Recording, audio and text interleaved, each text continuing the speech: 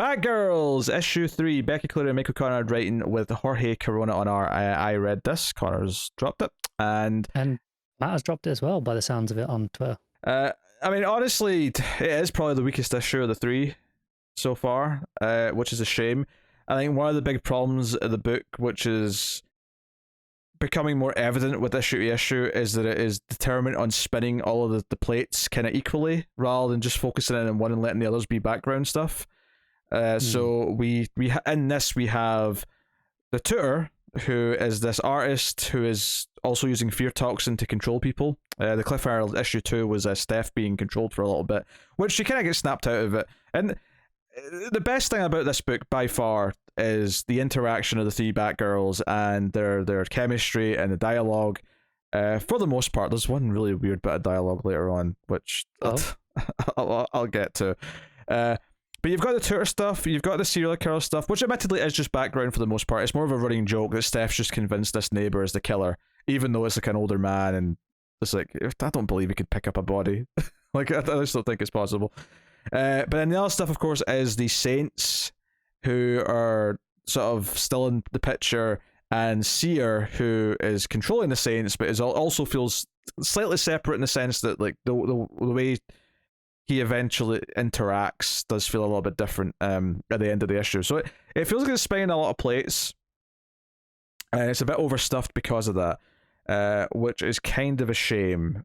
But because the actual fight with the tutor at the start, where there's a lot of smoke, a lot of green smoke being sort of introduced into the panels because he's spraying them with stuff, is a little bit weird. And then it's let's just go home. We've done all we can for tonight. It does feel a little bit stop-starty in that sense, in the way that it keeps kind of like sort of just having them leave situations, and then it's like, okay, let's regroup. Which I don't necessarily have a problem with them having cooldowns between things, but it does kind of feel like it's happening like too often, too quickly in the book. But the main part of the issue, though, is that once they're back and they're debating all the things that are going on, is that they're going to this art show on a ship because they're showing off some of they think the tutor might strike. So they're going there to that. Babs is talked into going, but Babs goes in as a civilian in a dress, whereas the other two are going in sort of like actually, in costume, waiting for the tutor to strike.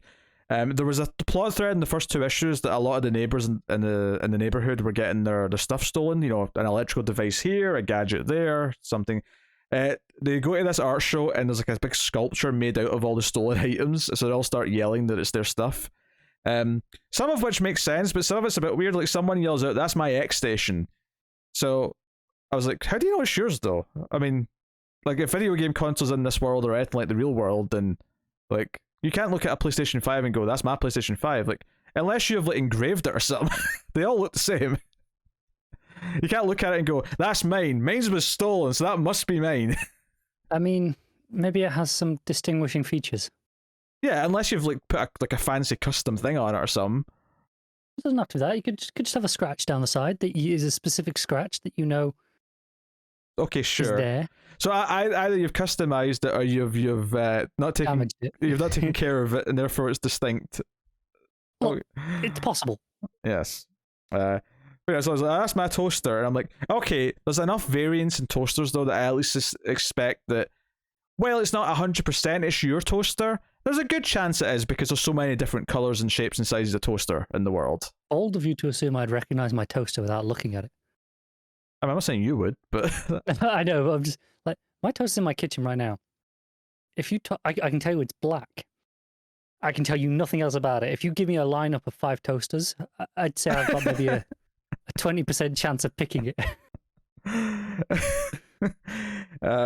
So a big part of comedy in the middle is that this guy from Bab's Days in Burnside shows up from our college. I don't know if this is a character who was actually in that part of the book, when that run was going on, or if it's just a new guy that's saying, hey, she knew him in college. So what's the character called, do you know? Oh, where are we? Just on the off chance that I'll remember, because obviously I've read all the Burnside stuff. Where's his name? Charles Dante. There's a familiarity to Charles. So maybe there was something there. He said he had longer hair back then. Now he's just got more normally short hair. So I don't know. But he's kind of flirting, and the Batgirls over the comms are kind of making fun of her and saying, "Hey, wait, is this an old fling? Are you flirting right now?" And she sort of like, and this is where the book shines, because she sort of says things that act as a response to both the conversations she's having in secret with them over the comms, but also him. And there's a couple of times where she'll say something to them that sounds rude to him, and there's a little bit of that going on, back and forth. But the tutor is in the ship, and they end up fighting him. Steph ends up having to fight the fear toxin off again. She feels a little bit bad that she feels a little weak link because she's been susceptible to it twice now. And it's when they're leaving the ship that the Saints are watching with like sniper rifles and like, do we intervene? Like, what do we do? They seem separate from the tutor though, because they don't go after him, and they seem to sort of refer to him like he's not an important part of the story. I will say there is a nice moment in the art. Where is it here? I'm trying to find it. So when Steph's getting infected by the toxins, maybe a little bit, and Cass sort of like is sort of kneeling down next to her, and she looks up at the tutor, kind of pissed. Is it does this thing where there's a speech bubble, but in the speech bubble, it's like a little angry emoji instead. And it sounds like something that might be annoying. Like, if you described that to me, I might be annoyed by it, but it mimics the angry look on her face so well that it actually, I think, was quite funny. It made it work. That I was like, okay, you know what? Especially since with Cass, like, she doesn't really use words, so the idea that she's got a speech bubble with just the emotion itself in the speech bubble, like mimicking the exact emotion on her face, is actually kind of a funny joke to me. So that was a nice little touch. I like that touch. But yeah, so yes, they go back to base.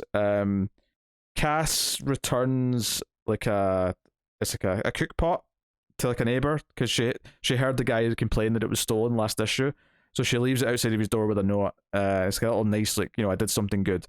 Again, best stuff of the issue is the interaction. So when Steph's like saying, I'm a weak link, I feel bad, Cass stands up and says, no, you're not, you are strong, and points down with this really angry look in her face, like, you are strong, damn it.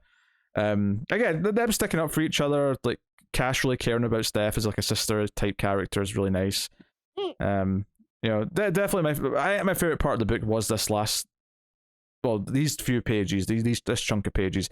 The ending though, which is Babs goes to bed, and she's looking at the business card because this guy was definitely flirting with her. But then Dick calls her, and she's like, "Oh, hey, Dick," and like they kind of start flirting on the phone.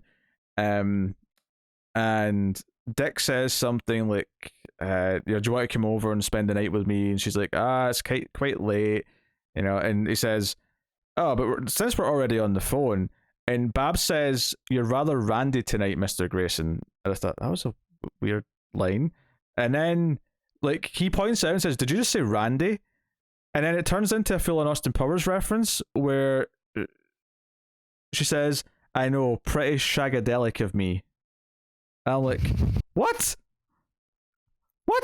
This weird, like, Austin Powers referencing is this is the thing. This is not actually Dick. It turns out this is actually Seer with a voice modulator, and then kind of reveals, like, that is Babs. That is Babs, yeah. Babs is the one who says Randy and then says shagadelic. That is Babs. See, the Randy, like, I can get, like, maybe she just said so. It was weird, but whatever, right? But the shagadelic, following up with that's.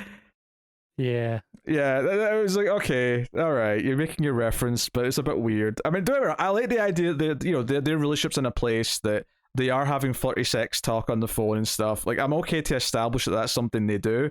And I know it's not really him right now, but the idea that she is in a place with him where she would say, like, kinky things to him on the phone, cool, whatever. But it was just kind of like, this is a bit specifically pop culture reference, and it's like really weird old pop culture as well. Like, I was like 9 when this movie came out. So it is definitely overstuffed still, and honestly, the worst part about it, which I've not mentioned, and this is maybe with the wordiness that Matt's going to complain about. I found his tweet, which I'll read out after you finish. Is that the dialogue's a bit wordy, but it's kind of witty wordy, so I don't have a problem with that so much. The problem is the weird narration, which is still there, which isn't any one of the characters because it's third person, but it's kind of phrased sometimes like it is one of them. So it's kind of confusing, and it's mostly unnecessary, and could just be like, you could just dump it all, it wouldn't matter. Yeah, I remember feeling that. And it would just be better if it was just gone. But it's for some reason there's a weird part as well when it shows you the Saints, these soldier dudes or ladies that are on the rooftop. There's a bit of this narration that's thrown in here where it's like, hey, these characters were, had a big introduction back in issue 2. If you haven't read that, then just trust us. I was like, okay, that was a bit excessive. And then that was last issue. And then you turn the page and it continues. It goes, actually, in second thought, if you haven't read issue 2, go back and read it now. We'll wait. And I'm like, what? Stop doing weird editor note things in this narration. It's odd. Stop it.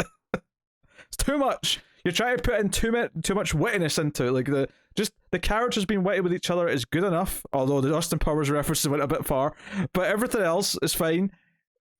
This is too much. This narration has to go. It's terrible. Yeah. So I really didn't like it either. Yeah, Matt just said, I'm just going to read it out in his absence because he didn't give us any thoughts. So these are public thoughts. So I think I've reached my limit on Batgirls. It was too shagadelic for him. He goes, it's a shame because I love all 3 characters in the creative team, but the story just isn't working for me. For a standard issue, each one feels annual sized in the way it makes me go, how many pages are left? It's a bummer.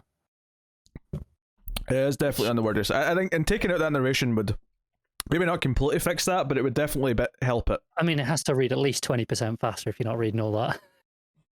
So, yeah, I mean, I'm not dropping it yet, and I do love the characters, so I do want to kind of like keep having more of them in my, because while they're in Detective right now, that's not going to last, I don't think. So this is going to become that book like what Legion was for Matt. Where for years he's like, I want a Legion book, and then like 6 issues in, he's like, I hate this Legion book. So the art is still pretty solid though. If you've been liking the style of the first 2 issues, there's like no change. It's the same artist doing the same thing. It's very cartoony and expressive. Like I say, the good job of like getting Cassie's like facial expressions through the mask down. Simple little things like that. Just really basically has a lot of character. So the art's still very good. Maybe the only thing I would say is that there's maybe a few too many panels in the layouts for some of the fight sequences. They feel maybe a little bit in the messy side, but the actual expressions and the characters and that side of the art is very, very good, and the colors are very vivid and pulpy and stuff. So, yeah, I'll give it a 6.5. I think I'm not going to quite call it at that 7 of like good, but I will say it's still, I think, worth the time. But we'll see how it progresses. I mean, the problems could keep compiling though. So it's one of those things where I think each issue has been worse than the last, and I don't know if it's necessarily because they're actually getting worse necessarily. Although there's definitely more narration in this than there has been any other issues. It's more narration, just bloody hell. But I think it's maybe just more. These issues do compound as time goes on if they're not being rectified. But I do generally wonder what will happen when it moves into a new arc where it isn't spinning so many plots, because some of them will be naturally wrapped up. Does it introduce more so it's always get this many plots, or does it actually calm down a little bit? That would be the hope, but we'll see.